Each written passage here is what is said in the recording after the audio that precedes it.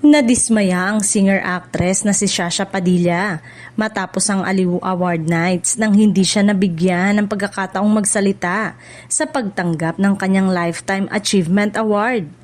Sa kanyang Instagram post nitong December 16, sinabi ni Shasha na labis siyang natuwa nang malaman na isa siya sa napiling nakatanggap ng naturang parangal para sa kanyang 42 years sa industriya.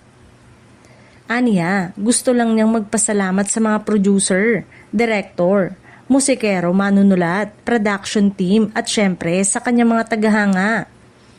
I intended to keep my remarks short. Some members of my family were present that night, as always offering their love, support, and encouragement, say niya.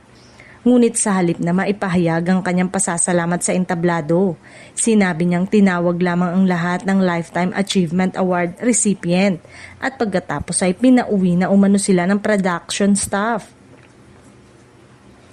Tatlo lamang kami ang naroon, ako at si Lani Misalucha para sa live performance at si Frankie Asenero para sa classical music.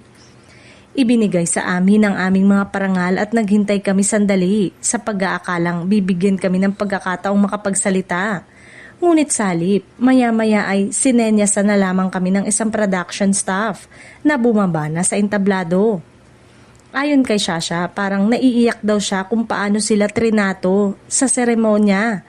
Dahil dito, nagdesisyon si Shasha na ibalik ang kanyang award bilang simbolo ng kanyang pagkadismaya at panawagan sa Aliw Award na mas pahalagahan ang mga honorees.